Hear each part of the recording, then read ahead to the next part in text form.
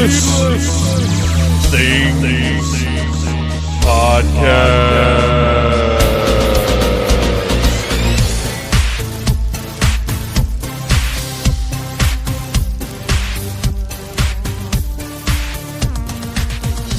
Hey, Phantomaniacs, welcome to the newest episode of the Needless Things Podcast, where we talk about toys, movies, music, and all manner of pop culture dorkery. I am your host, Dave, and I've got a little, it's not a cold, I don't know, I've got some kind of weirdness that's making my voice sound slightly more bassy than it normally does or something. I don't know what's going on here. I'm trying to stay hydrated, I'm trying to stay healthy, and I'm trying to stay hyped. The three H's of life, really. Hydration, health, and hype.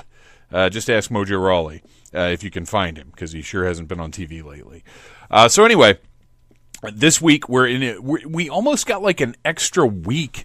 Okay, well, for some people, this might seem like an extra week before Christmas starts, but to me and the family here, this is like an extra week of Christmas, like of lead up, because Thanksgiving came just a couple days early, really. On being on the 22nd means we sort of got an extra week of November because it doesn't end until tomorrow.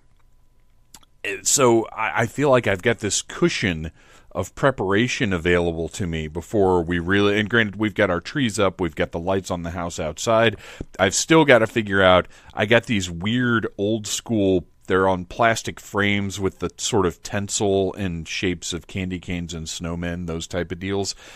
I've got to figure out how to hang those because our house, stupid us, we didn't buy a house that has hooks all over it already to hang decorations for various holidays. You'd think that would have been a no-brainer, but we overlooked that particular aspect of homeownership.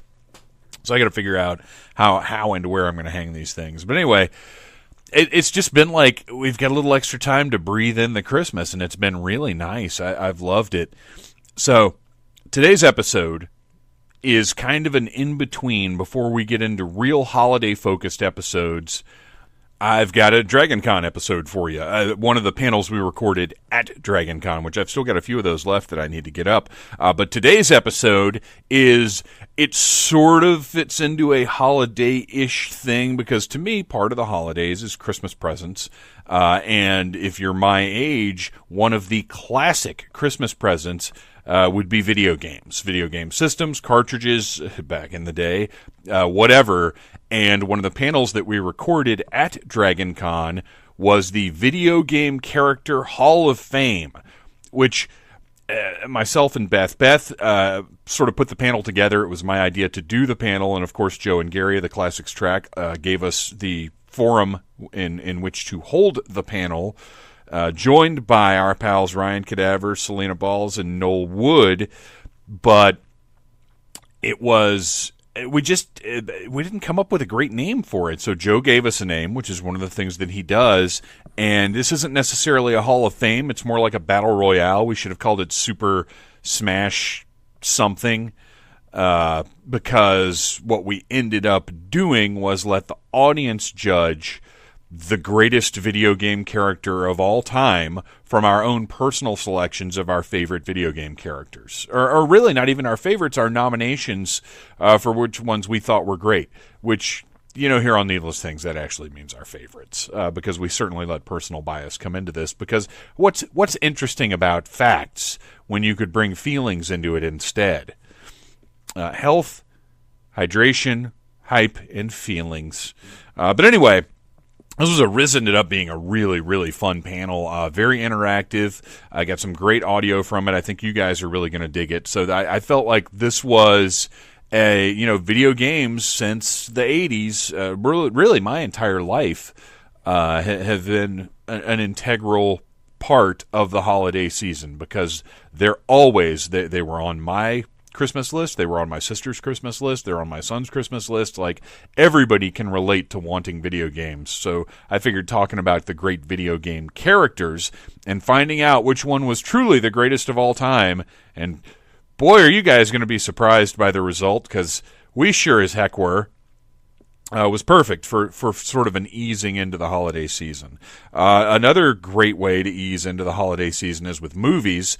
My son and I went to see Ralph Breaks the Internet, and I got to tell you, it was kind of disappointing. To me, I think it should have been called Ralph Has a Lot of Unfulfilled Potential, because when you're throwing, we're gonna lampoon the internet, there's a lot of material there, and I feel like they really didn't take advantage of it. I'll be honest with you, I think if they had taken a different tactic in promoting it, or in presenting the concept of the movie, it wouldn't have been quite the disappointment that it was, because it's a good movie, but it's not a good, wait till you see what Ralph and Vanellope do when they get into the whole internet, because it's far too small scale and focused for that idea. I am anxious to see it again without expectation. Oh, and I'll tell you this too, it's another one of the cases where some of the best stuff from the trailers was not in the movie at all, and that's what it was, is it very much focused on a couple of specific corners of the internet without being the broad internet web spanning experience that I was expecting going in. But I do think it's a good movie. All the actors, obviously John C. Reilly, Sarah Silverman, they do a great job. Everybody in it does a great job. It's gorgeous. It looks amazing. I would like to have seen it in 3D, but that wasn't an option for the showtimes we had available.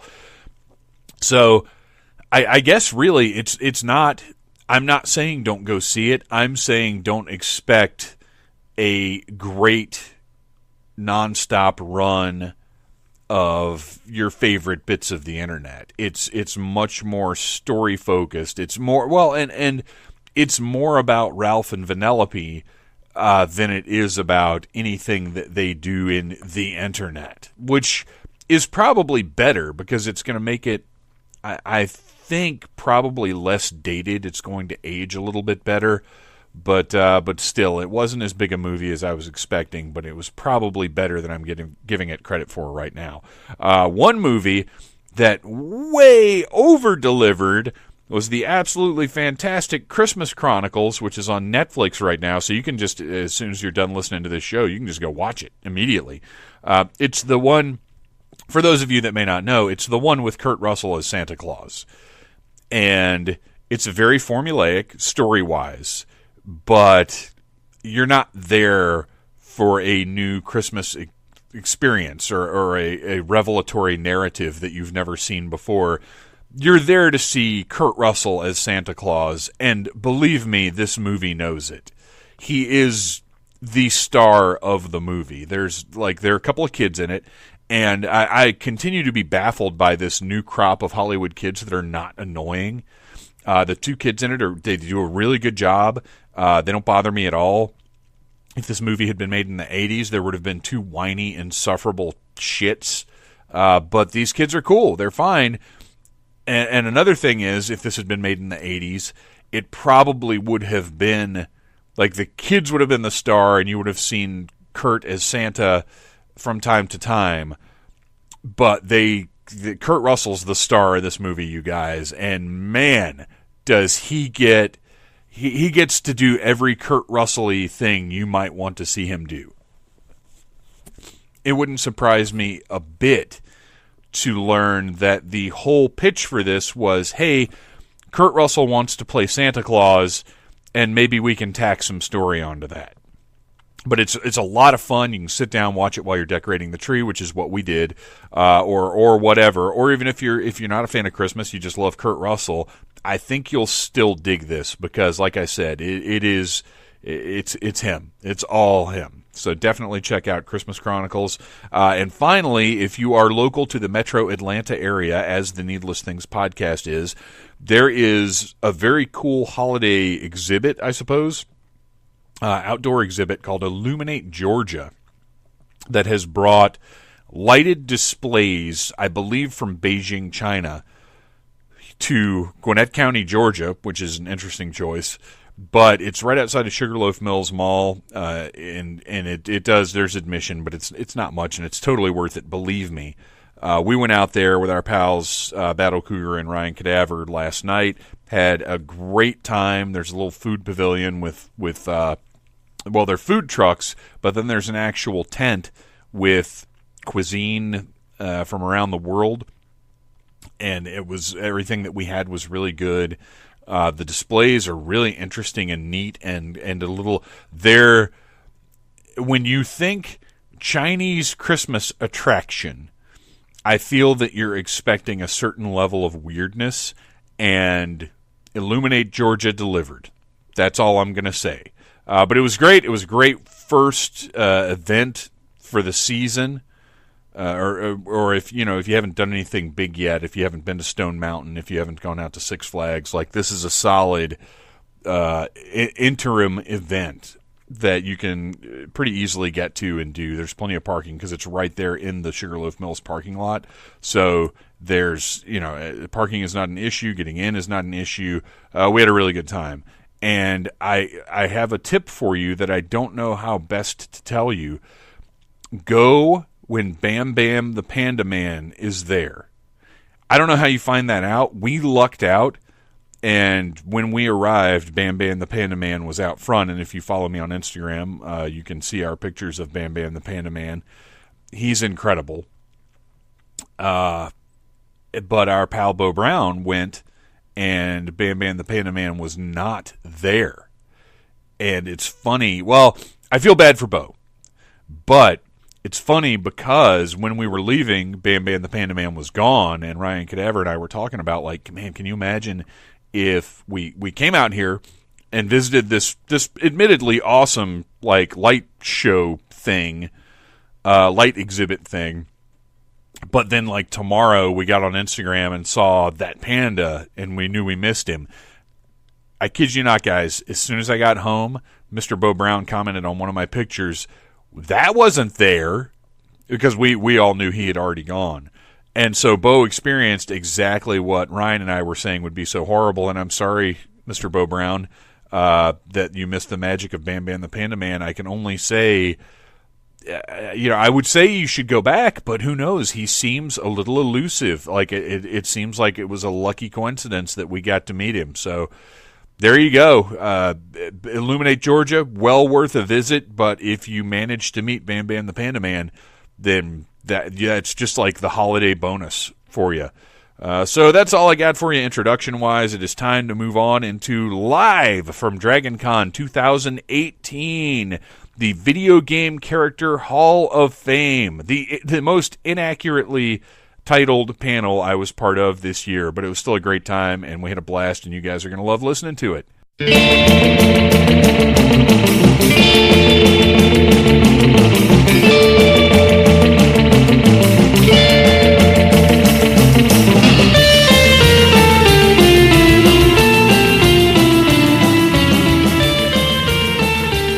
Ladies and gentlemen of the Dragon Con American Sci-Fi Classics track,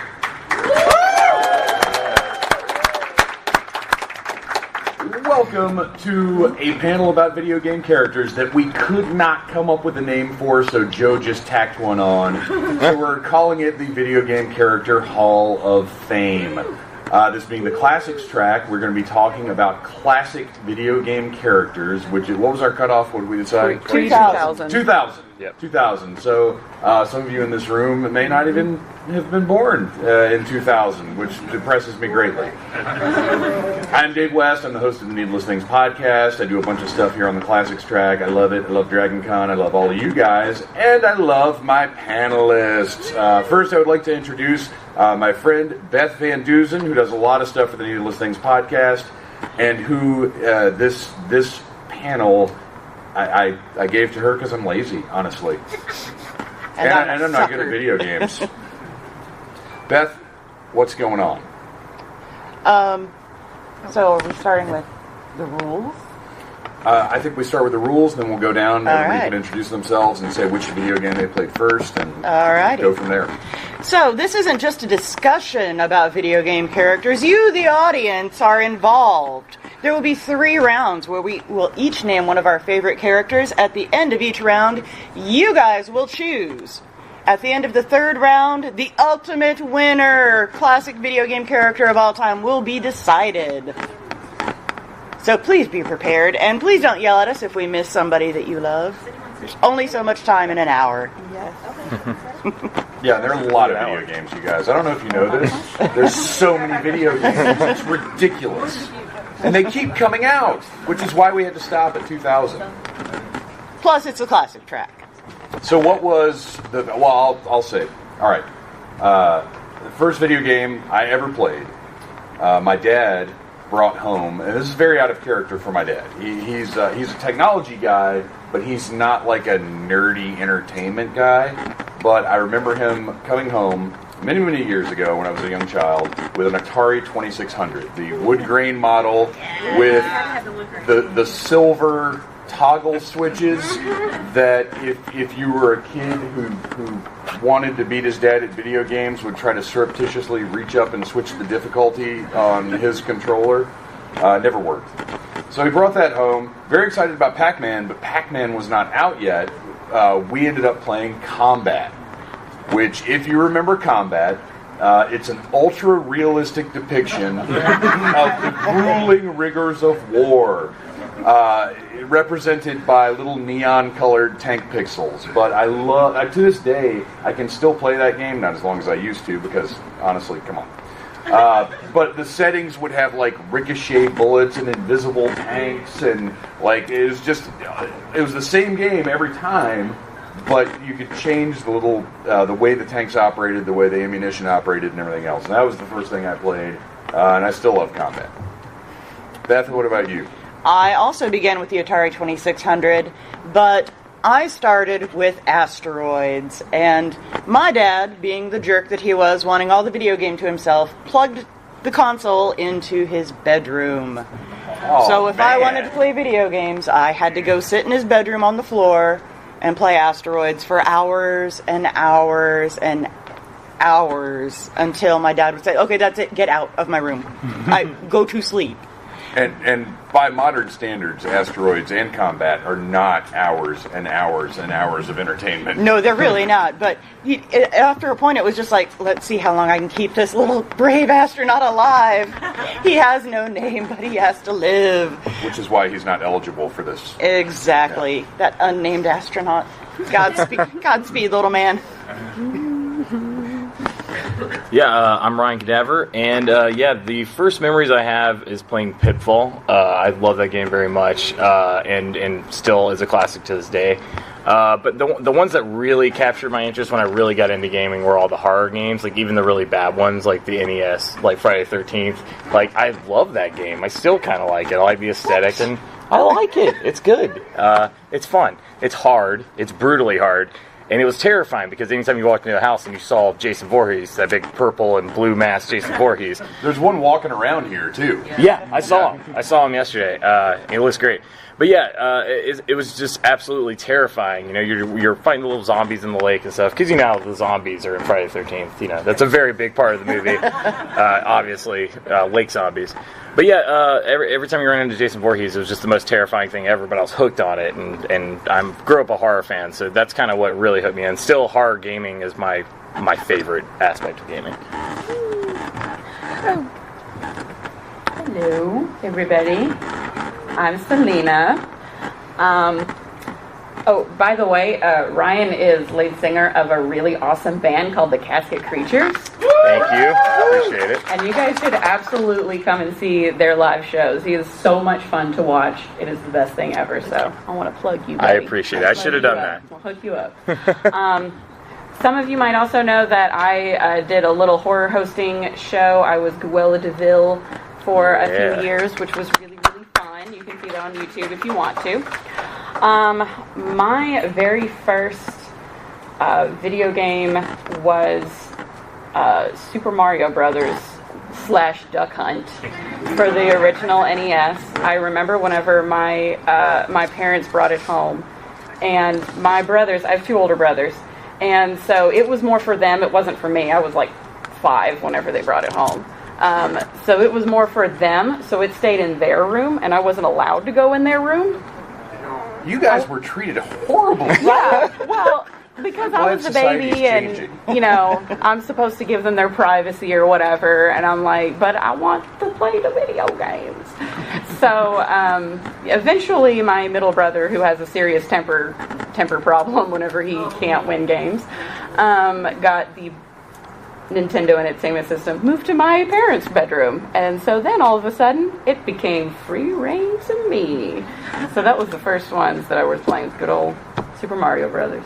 Good stuff. I still hate that dog from Duck Hunt. Why can't you shoot the dog? Yeah. That's going to be my Everyone in this room has tried to shoot that dog. Who in this room has experienced the frustration of not being able to shoot that dog? It's when so it pops annoying. up and laughs and mocks Try you. it. I still love the Smash Brothers. Yeah, that's right. I still wake up in the middle of the night screaming about the dog. And I am Noel Wood of dorkdroppings.com. My first video game, I don't even remember because I played a few in the arcade, but much like Beth and Dave reminisced here, we had the Atari 2600 when I was a child. However, we didn't have the actual Atari 2600. We had the Sears Telegame system, which was a rebranded Atari, and everything was the same. The games all played the same. They had slightly different names. So I didn't have Outlaw. I had Gunslinger. I didn't have Air-Sea Battle. I can't remember, they called it something else. Dodgems was called Dodger Cars. So they were all slightly different, except for Combat. Combat had the same name, and it was still the pack-in game. Was the system a different color like the G.I. Joe exclusives do? It looked just like the original one, That's except it said like Sears Telegames instead of Atari 2600. I wanted it to be like bright blue. That's amazing. What was it like to see Kennedy shot?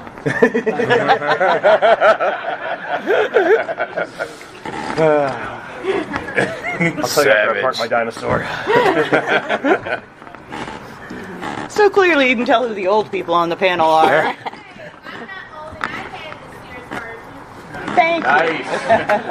Thank you. My condolences. But we are old. So are we ready to get this started? Is everybody ready for round one? Yeah. All right. So we'll start down at this end and work our way back. Noel, kick it off. Okay. I will start off with one of the most fun games that came out of the 90s in the Sega Genesis system, Earthworm Jim. At a time when, interesting stories weren't really a thing in video games. You had a character who was, really unique, just a really well thought out concept of this little earthworm who gets a super suit, and then, he gets these special powers, and but the game itself, tons of fun, great animation, a really unique hand-drawn style animation.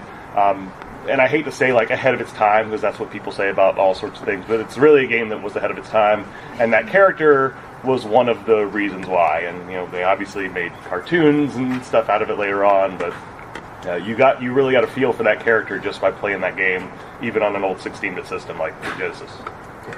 Do you remember which version? Because it came out on Genesis and Super Nintendo, and when that happened, there was a difference in the gameplay and the look and everything. One system could handle certain things better than the other. Do you guys remember which? Because one was noticeably better with Earthworm Jim. I think it was the Sega one. I think it was the Genesis one. Because I generally preferred the Super Nintendo, but I think you're right. Yeah, well, it was built for the Genesis, so it was anything else it was on, it was ported to later. Okay. So it lost a little bit. Real quick. Sega Genesis, hands.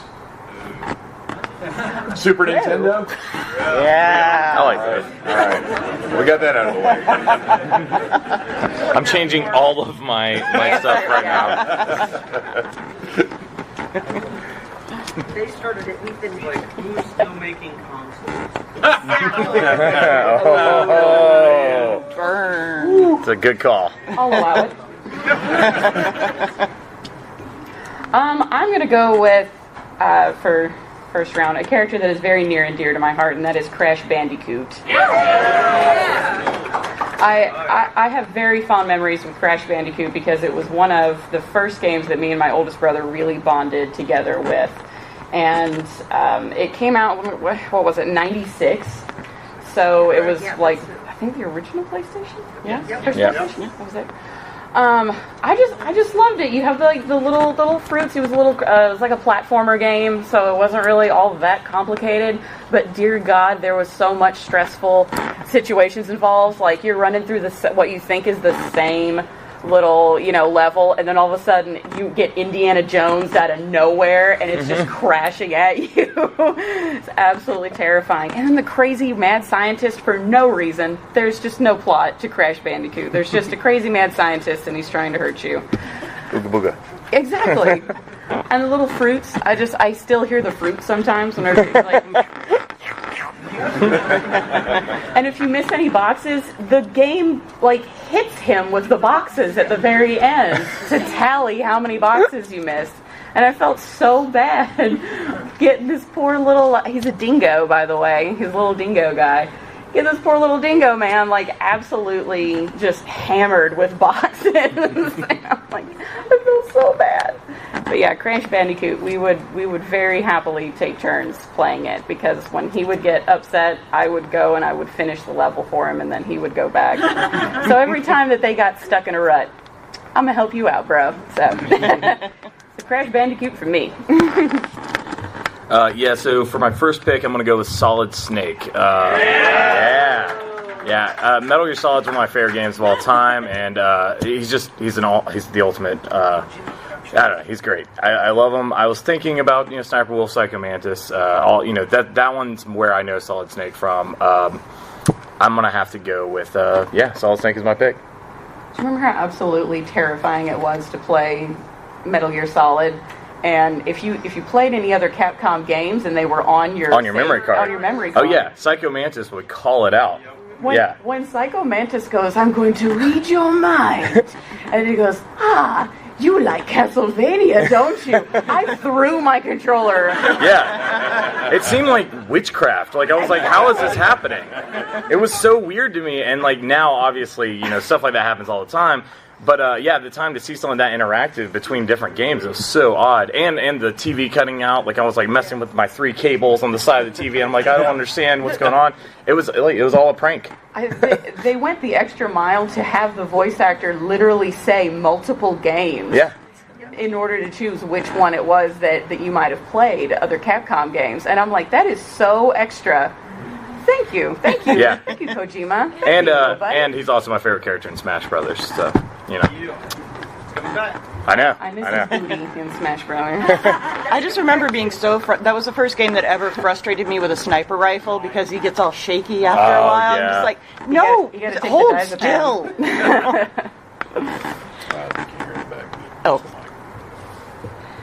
All right, so for my first pick, I'm going to go with a game and characters that I feel like have both been overlooked over the years, and it is the the follow-up to Rare's GoldenEye Perfect Dark, starring Joanna Dark.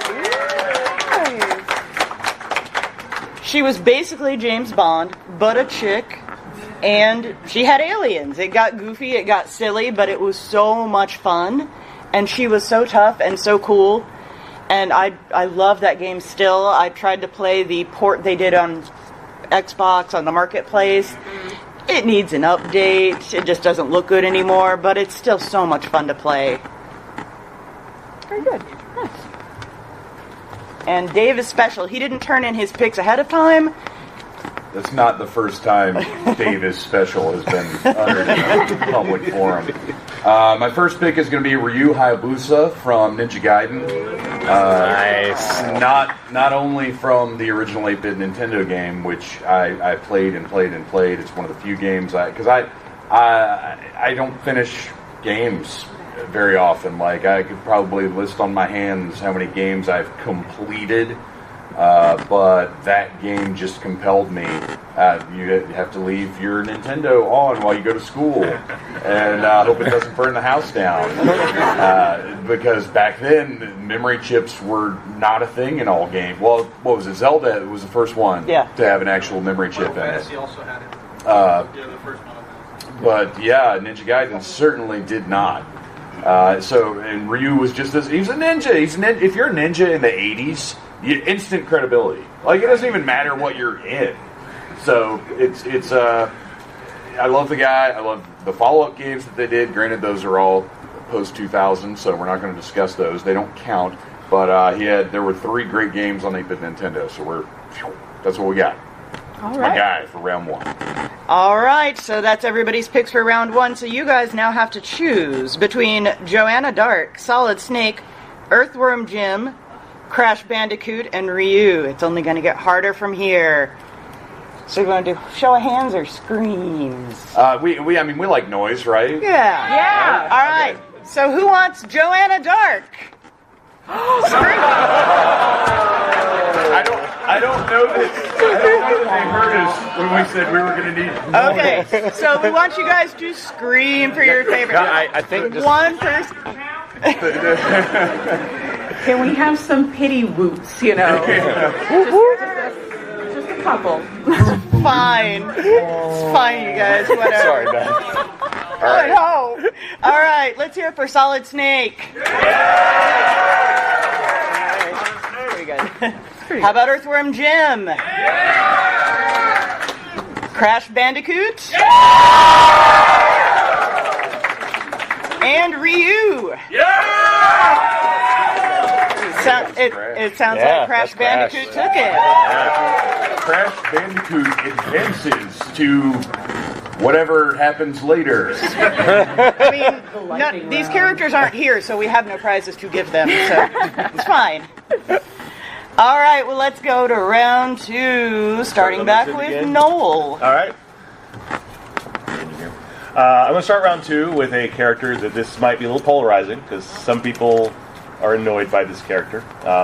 This is a game, and really a series of games, that is derivative in every single way, but in all of the best ways. And the lead character, of course, is named Duke Nukem. Yeah. It's going to be hard. Duke Nukem embodies basically like every single 80s movie stereotype. He steals all of his lines from Bruce Campbell in the Army of Darkness and other Evil Dead movies. He steals lines from Roddy Piper in They Live. But it doesn't matter because it's so much fun to play those games, and one of the first games to use that much speech. Not he didn't talk in the first one, but later on as those games go on, he's just a mouthy guy. And no, I always had fun. The game itself is a rip-off of all the other, Wolfenstein and Doom type, first-person shooters like that. But none of them did it as well as that game did, I thought. So that's my first. It's going to be really hard to beat. I'm going to go with Jill Valentine from Resident Evil. Nice. Another. Oh, you guys have heard of it. Thank you. That's good. That's good. You've heard of the Resident Evils, the evil that resident, very resident. Do you think they have to pay an HOA at that mansion? Because they did a lot of damage. Well, they're not going to get an FHA loan, that's for sure. No, they're never getting their deposit back for what Umbrella did. Jill Valentine was really cool because she's she's in a mansion and they're like, there's zombies. This is mildly terrifying. And then they do this great thing where they all just break up and explore the mansion individually. Always a solid plan. Because why not? As a matter of fact, halfway through this panel, we're going to split up and look for things. Exactly. Makes absolutely no sense. Who remembers those weird liquor things that were in the very original game? The liquor's in a second. Night. No, they were The Hunters. The Hunters. Hunters are in the first That's game. it. The Hunters were the ones in the first game. Yeah. They were like the gorilla lizard guys. Yes. Yeah, And those they are only- awesome. they The only first pop- time that they show a cutscene where one of those is chasing you is the most terrifying thing on the planet. Because it comes out of nowhere and there's a cutscene and it's just first person, something's running at you really fast, and then it cuts back to pixelated graphics and there's just like a giant ape lizard man. Exactly. What did you want to say? Hunters rule. Part 2, where you're looking at the one-way mirror. Yeah. I had to pause the damn game and go back Same with the dogs in part 1. Oh, God, yeah, those out the dogs. window. Yeah, the dogs in part 1. That's terrifying. The dogs, I peed a little. Yeah. I peed a little. That was the point where I kind of realized the game was something special. Yeah, That it's on. Worked. Yeah, Horrifying. absolutely. But yeah, Jill Valentine, she power houred through it. She's been to multiple ones now, because she's a professional. And, I mean, she's just super cool. And not in an annoying, female protagonist way. She just got things done.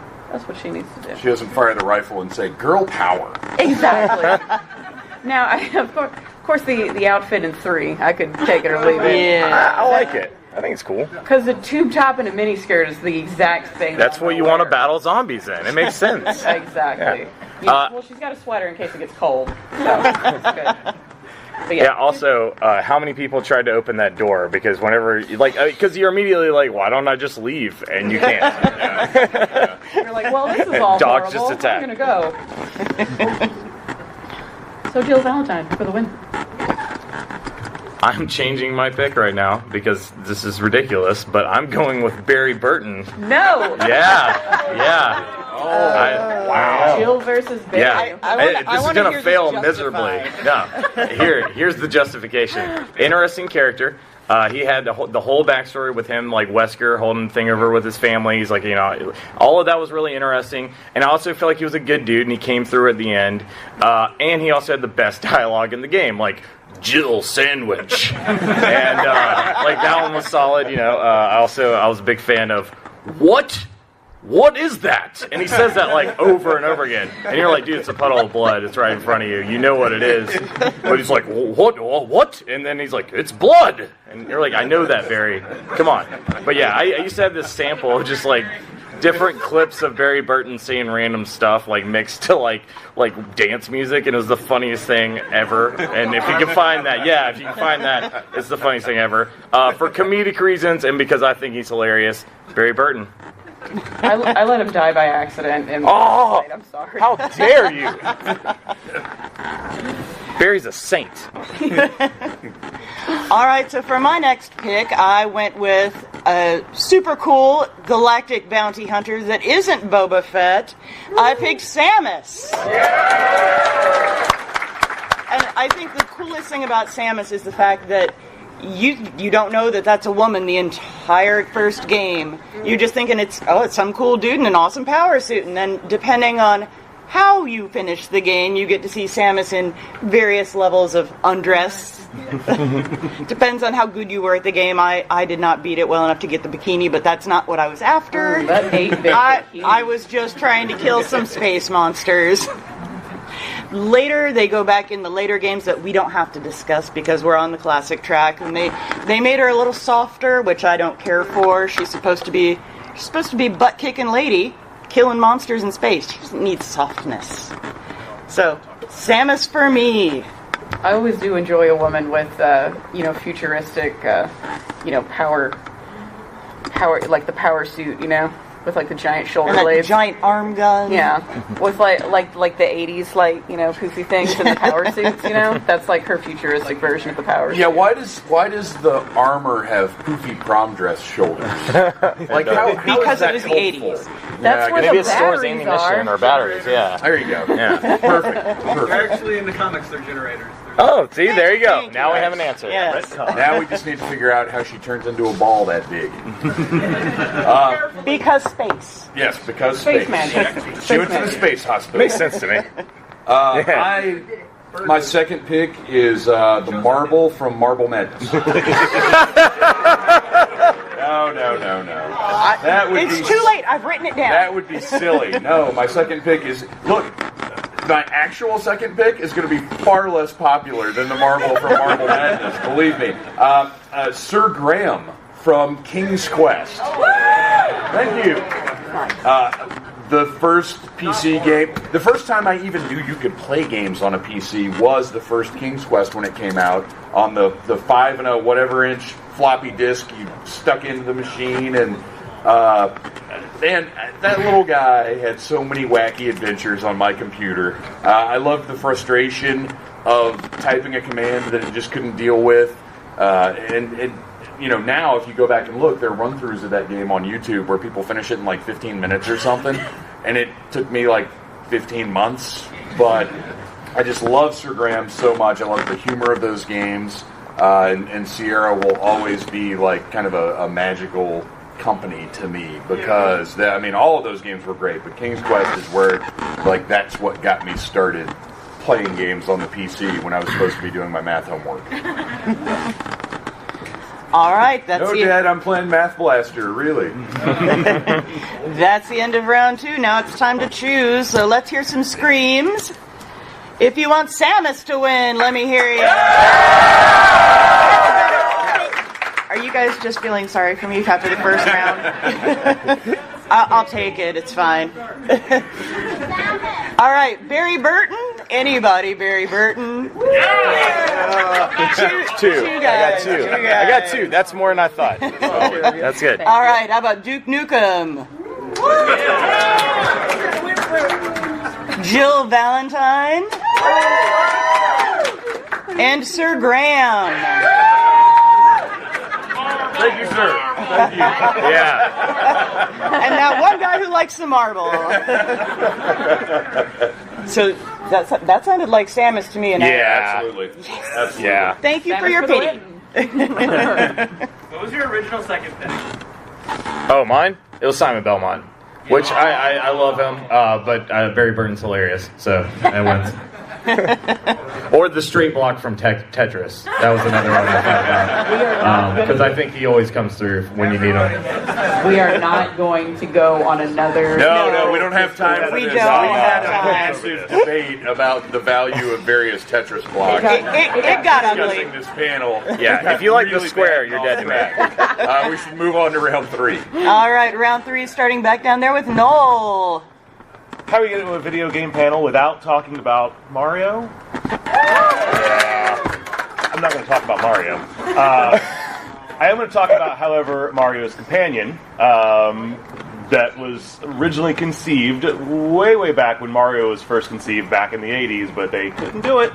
It took until the Super Nintendo came out for them to be able to actually incorporate the character of Yoshi.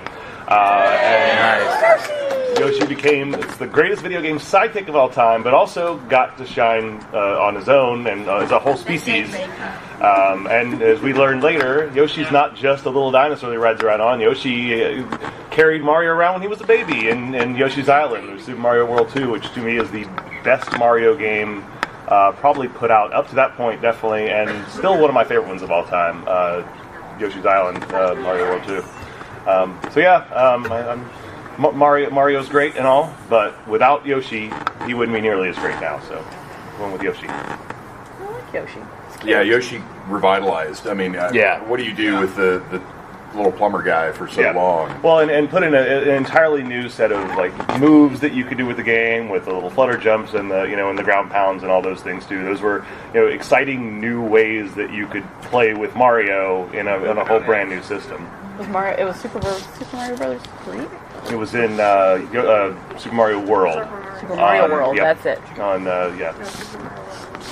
How many of you guys played it at the arcade at Pizza Hut? Yeah, I have. Yeah, you guys are in the cool kids club with me. My pick, I'm gonna go with Alucard from Castlevania Symphony of the Night. That's right, playing my ace in the hole now. Who did not fall in love with Alucard? Okay, if you haven't seen the new series on Netflix, Yeah. So mad when that 4th episode ended. I was like, really? Is this a trailer? good old Belmont describes him perfectly and calls him floating vampire Jesus. Yeah, that was good. He is beautiful. He is stunningly beautiful, which is probably pretty thankful to Ayami Kojima's original art for the Castlevania series, which made that so popular because everything she does is beautiful. But I thought it was so cool because he was super hot and super effeminate because he had like the thigh-high boots and the fluffy shirt and like the puffy shirt and just full vampire. But he was so strong and so cool. You got to have all of the coolest stuff ever in every Castlevania game when you got to play Alucard. Wait a minute. Whoa! Alucard. Dracula. It's backwards. I just got that. You were today years old. For those of you that like to read the booklet, like I did, his actual name is Adrian Fahrenheit Tepish. Is what now? Adrian Fahrenheit. Fahrenheit. That's the Fahrenheit, weird. Yes. Tepish, I get flat. Yeah. I think you need to write that down. And we're when we do the vote, we're not saying Alucard. we're saying that, Okay. and that is going to lessen his vote. Yeah. You gotta say the whole name like All a right, tribe called Quest. say the whole name again for me. It was Albert Thermostat. Albert Thermostat Dracula, I think was his name. Thermostat Dracula. Degrees Celsius. Dracula Celsius. Well, yeah, we should just call him Alucard. Jeez. Thigh-high trouser pants. Yeah. It's Alucard now, Dad, because I'm the opposite of you. That was pretty edgy. It was 98. Yeah, so with mine, one of my favorite games on the PlayStation, original PlayStation, was Tomb Raider. I still love that game, so I gotta go with Lara Croft. It was just, I don't know, like, I love, like, adventure, I love Indiana Jones movies, and now, like, I still love those kind of games, like, I love Uncharted, but we can't go there, so I'm going with Lara Croft. She's a strong character, she had an awesome mansion, she had tons of guns, it was just super cool, there were dinosaurs, like, it was just, I really it was like great. Lara Croft, too. Yeah. It's great. It's like this. Hey, those triangle parts, I was a fan, okay? Oh my gosh! Oh my God, they're on the table. They're like replicas.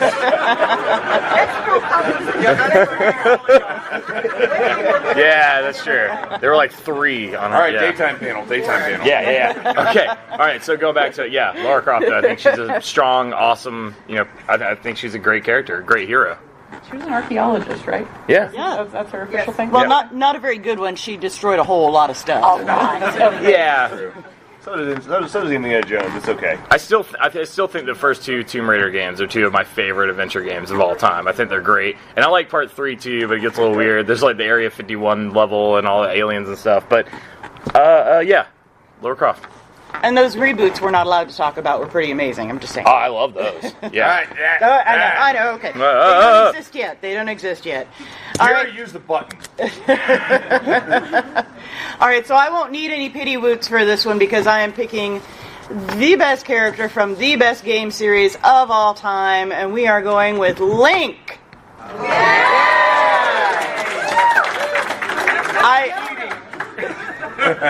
I grew up with Link. I played the very first one. I stuck with Link. The Hyrule Shield.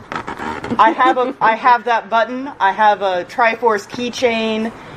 The overworld theme is my ringtone. Clearly, I like some Zelda. I played the first one and loved it. I muscled through the second one and still stuck with the series even after the second one. Link to the Past and Ocarina of Time. Hard to choose which one of those is the best one, but they're definitely both in my top 10 best games of all time. And what's great about Link is it's a different Link every time, but he's still the same hero, the same journey, and the same killing everybody and saving princesses and kicking chickens all over the place. I like that every game. Come back to that. Oh, sorry. Go ahead. I like that every game has a different type of just completely different artistic aesthetic. You know, you got like Little Link, you got super hyper realistic Link, you got edgy Link, you've got fun, happy Little Link. And it's like, I really enjoy this. There's a Link for every mood. Right, and if there is a Link you are not a fan of, I remember Wind Waker being super controversial. If there's a Link you're not a fan of, there's going to be another Link. Yeah. Don't worry, we're coming back with another one. Exactly. Wind Waker is my favorite. It's a good one. I'm not necessarily that Link. Yeah, you're right. Yeah, Gary Button. Get down. All right. Clearly, you guys, I'm in it to win it today. My final pick is Now get ready. You don't. Joe Crow. Am Hi. I too late to talk about Donkey Kong Jr.? Why do you have Big Jim with you? What's happening right now? I'm really confused. I think the panel I'm trying to be on was like 2 years ago. It was 3 years ago, Joe Crow. 3 years ago. But you can talk about Donkey Kong Jr. Okay, well, why? Do we allow a run-in for Joe Crow? Yeah. Why? I'll allow Thank you. Why did he wear clothes, but his father was stark naked? Ah! Yeah, later Donkey Kong got a tie. And a collar. Yeah. So, He had to get a job. It's called evolution, Joe. Solid. Okay, so Bananas don't So we grow throw that on in there? trees, you guys. do we add Donkey Kong Jr. to the competition for the final vote? I think so. Yeah. Yeah? All right. Okay. good. This is all Judge Reinhold's fault. It always is. Actually, for real is. All right. What the heck is going on? I don't know. Okay. Oh yeah. So I was really trying to build up, and that far outshone anything I've got already. So, anybody heard of a game named Flashback? Yes! Okay. The protagonist of that game is named Conrad B. Hart. It was a game on Super Nintendo. Well, I played it on Super Nintendo, and it is a brilliant game, story-wise, puzzle-wise. It makes you think.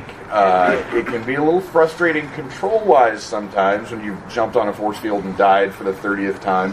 But Conrad B. Hart, the movement of that game is absolutely incredible, and the character, the story of waking up with no memory, not knowing who you are, and having to go through this crazy alien world that, while it uses all of the tropes that we know from adventure games and action games, the way the story unfolded, you never knew what was going to happen because you had no context for what was happening. So, Conrad B. Hart, like I said, I'm in it to win it, people. All right, so for round 3, we've got Donkey Kong Jr. Oh no, he goes straight to the final. Oh, he's in the final. I'm sorry. I'm sorry. He receives the bye. Track director Joe Crow gets whatever he wants. All right. And Barry Burton doesn't get in? Except to talk about the Big Jim toy. That's never going to happen. All right, so we've got Conrad B. Hart. 2 guys for you, Dave. Good job. It's going to happen to each of us, apparently. We have Albert Thermostat Dracula.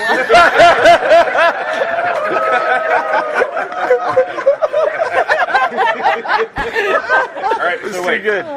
For real. For real. What would say that one again, and you guys respond how you want. Albert Thermostat Dracula. Yeah! All right, now Salena, you say in your best Guella, you say the name we all know, and you guys respond to that one. Oh, his full name or No, the real Albert. backwards. his backwards name? Yeah. But frontwards. What do you say, boys and ghouls? Alucard from Castlevania Symphony of the Night. We tried it. Albert Thermostat Dracula is my new favorite It's video game. way better. Way better. It's going to be my new Twitter handle. If I knew how to write a video game, I'd be doing it right now. All right, so how about Yoshi? Let's hear for Yoshi. What about Luigi? I prefer Waluigi. There's a lot of Luigi hate in And here I'm still now. mad that he's not in Smash Brothers. But I can't talk I about really it. just don't like John Leguizamo. That's the problem. Oh, we don't talk about that. All right, let's hear it for Laura Croft. Ooh, this is a tough round. All right, how about Link? Yeah, that's not tough at all. Please stop being tough. Okay.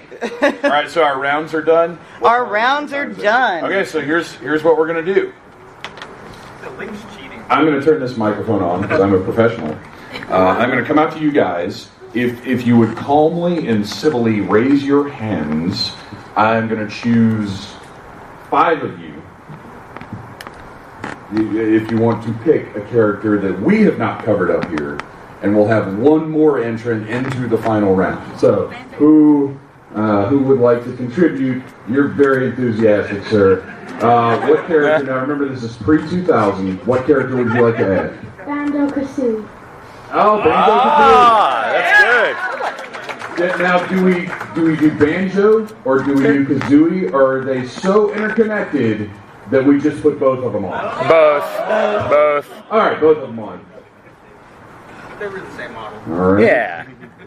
Sir, I'm coming to you because you've really been supporting my stuff today, and I appreciate that. You really know how to get your voice heard. All right, I choose Zero from Mega Man X.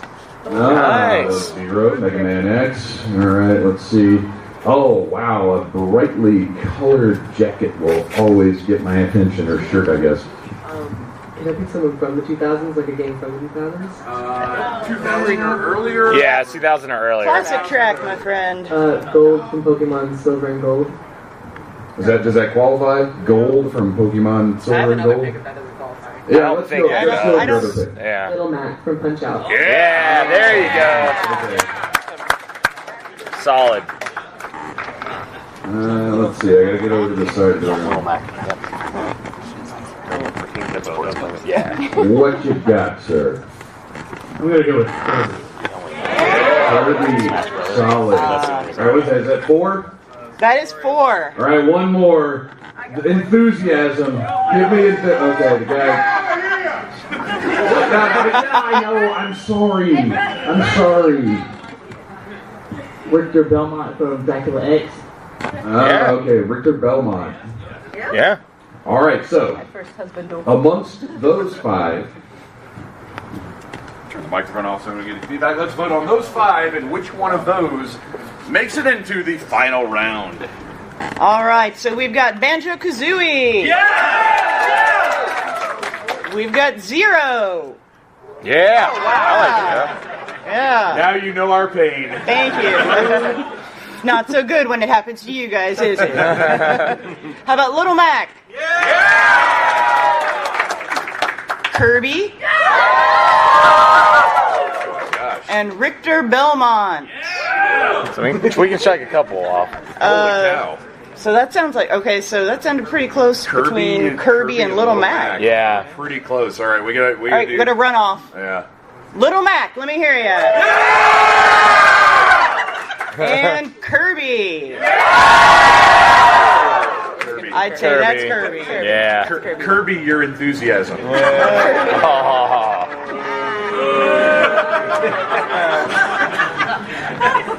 Weren't you leaving? Maybe. All right, so we are ready to move on to the final round to pick the best video game character of all time. So just to remind you guys, don't scream yet, just to remind you so you can think about who you're going to pick. We've got Crash Bandicoot, Samus, Link, Donkey Kong Jr., and Kirby. So let's start with Crash Bandicoot. Let's hear it. Okay. Samus. Link. Donkey Kong Jr. Yeah! That one This guy. side of the room is my favorite side of the room. And how about Kirby? Oh, I think it's Link. Yeah, for sure. Yeah. I think it's Link. I feel like Link is the winner. Link is. Oh my God! I am the winner. Link is the winner. Yeah. I chose Link. I know you love him, but you're not him. Just getting my dreams poked all to heck today. You should have dressed up as Link. So let's hear it for Link one more good time. One more time. Now we've got a few minutes left, and some of us have prepared a few all-time favorite villains to discuss. Early villains as well. Still classic track. Does anybody have any villains prepared? I'm gonna go with the dog from Super Mario. for Duck Hunt, I mean. Solid. That was mine too. I actually had that one too. I'm going to go with Evil Otto from Berserk. I mean, you know, I was a little kid, and it's a little simple, little 8-bit game. But that little smiling face flashing on my screen when I wasn't moving scared me. So I was sure not to stop my little character from moving. Evil Otto. Evil Otto. Okay. I'm gonna go with Goro from Mortal Kombat. Since someone else already chose the dog from Duck Hunt, God, I wanted to shoot the dog. Does dysentery count as a character? I feel like I died from that more than anything else in any game ever.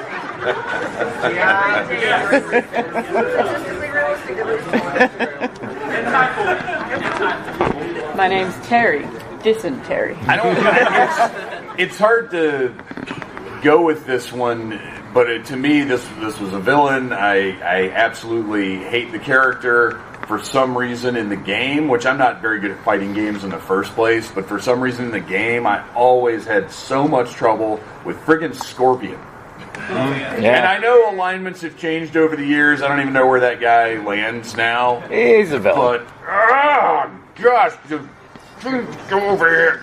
Every time it infuriated me. Like, there's no... Like, there's literally no... In all the games I've played in the past, 30 whatever years, there's nothing more frustrating than getting hit by that stupid spear and dragged over to that jerk. I hate him. Yeah, like every time my dad would play Mortal Kombat, I would always pick Scorpion, and he literally grounded me once because I would not stop. Just get over here, teleport. Yeah, that's it. Yeah. And here's what's even more frustrating is he's not a cheap character like Dalzoom. Yeah. He's just infuriating. Yeah. I could never tell the difference between Scorpion, Sub-Zero, and Reptile. It's just the same guy with a different color. But they do They're different. totally different. Different He things. just goes and changes. It's his fighting costume. games. They all look alike. There's no way they're Noob side-by. Oh yeah. Wait a minute. Smoke. Boone. Oh my gosh! I just got that. Whoa. I was today years old. All right. So who did you write our villain? I wouldn't even. I don't know that we were having a villain contest. We did have a villain. Okay, all right. So everybody. Wait. We've got enough time. We've got All right. 5 more hands. If I chose you last time, don't raise your hand this time because I can't remember. You know what? I'm coming right over here, buddy. I should have just come and sat with you the whole panel. Please no feedback. Oh, look at this. Okay, they're gonna have the Red Dragon for the Adventure for Atari 2600. Oh, okay. Red Dragon. From Okay, what? okay. You're very What? enthusiastic, sir. Robotnik. From Cornbread? Oh, Dr. Robotnik. All right, I gotta go in the middle. Enthusiasm. I'm coming towards it. You are enthusiastic. I see you. I'm on my way. If I can get to you. Oh my gosh, you're in the wrong. Just yell it. Ganondorf! I like this girl. Excellent. All right. You've been waving high over here. I just like your smile. Look at you. You're so excited. This is going to be the best one, isn't it? It's going to be the best. Kafka? Oh yeah! Wow. What did you say? You said a single Final Fantasy. All right. I'm almost disappointed in us. Kafka is like the best villain. Sephiroth. What? Sephiroth. I almost went with Sephiroth. Was that 5? Yeah, I did not hear the fourth one. Oh, we didn't hear the 4th one. Who was the 4th one? Kafka. Oh, Kafka. It's like that milk that you can drink sometimes, the Kefka. You know? Oh, the probiotic drink. Yeah, the yes, we do probiotic. have 5. All right, let's vote on our audience picks for great villains. All right, so we're throwing our picks out the window. This is all about you guys. So, Red Dragon. That guy. Yeah. So excited. How about Dr. Robotnik? Yeah. Ganondorf? Yeah. Sephiroth. And Kefka. Wow, that's tough. We're gonna have to have another runoff. Sephiroth. And Kefka. I feel like there are more very people close. cheering for Sephiroth, but Kefka has a much louder support base. I think we have to give it to Kefka. Yeah. You guys really like your probiotic drinks, man. All right, so that leaves us with Link as the best video game character and Kefka as the best villain. Now, who wins in a battle between Link and Kefka? Kefka. All right, we gotta be organized. Who does Link win, Wow. or does Kefka win? What is happening? All right. So, this is what we've determined today. The greatest video game character of all time is Kefka! You guys are weird. Yeah. All right. Thank you so much for coming out and participating in our conversation about classic video games. Please remember to go in the Dragon Con app.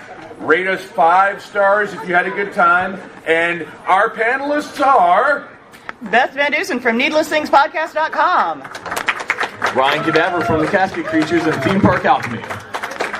Salena from GuellaDeVille.com. Noel from DorkDroppings.com.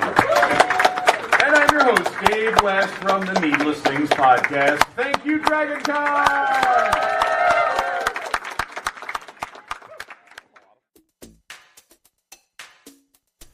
And that's our shoe for the week. Originally, I was going to post something else this week. Months ago, we did a review of the Ghost album, Procrastibate, which you would get that if you had heard it. And I couldn't quite figure out where to get it in, because it's only about 25-30 minutes, if that. And I needed something else to go with it. And I just haven't come up with anything else, and I didn't feel tacking it onto this would really work. Not that it would be a huge deal, but I would like to have something thematically appropriate. But the reason I was going to put it up today is because we are going to see Ghost tonight. I've never seen them live before, because up until this album, I really didn't care for them all that much. But even without this album, I'll go see any band live.